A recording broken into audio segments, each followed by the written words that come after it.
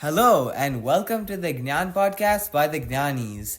My name is Vedant Kansara. And I am Rudra Kansara, and we are the team JnAnis. Hey Vedant, are you ready to learn something new today? Some Gnan, maybe? Sure, I can't wait. Let's talk about the importance of our cultural stories, their role in building our own perspective and understanding our history, and thereby inspiring ourselves and future generations. So, Vedant, what do you know about ancient India?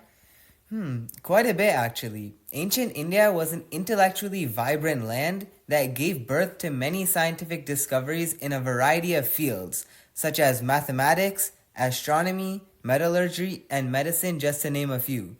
In the book Shitala, Mitra Desai tells an informative story about a little-known fact of how ancient India had a sound understanding of viral diseases like smallpox and had figured out a way to cure it through vaccination, centuries before the West. So Rudra, I know you read that book. What's your hot take on it? Shitala is a story of our scientific history, our prowess in scientific enquiry, our ability to understand medical problems facing the society, developing a knowledge of cures, and institutionalizing it through innovative ways for effective implementation and transfer of knowledge across generations. Shitala is our story from our perspective. It is an inside view. Almost always, history is written by winners where the accomplishments of the vanquished, howsoever great, get erased or appropriated and eventually forgotten. Ignorance of knowledge results in inferiority complex for the subsequent generations. Centuries of foreign occupation of India has resulted in just that. For today's Indian generation, it is common to look up to Western confirmation as a mark of validity in any scientific discovery or achievement. I agree.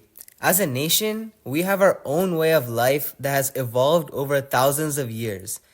During that time, Indian scholars made huge intellectual strides and tremendous achievements.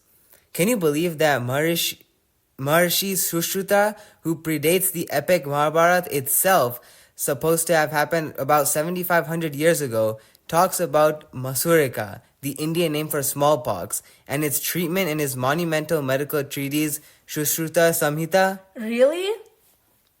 Last few centuries of foreign rule interrupted that progress and, more importantly, obliterated the memory of our past achievements. By telling stories of our achievements, we want our people to know our heritage and realize our potential, ultimately imagining our endless opportunities.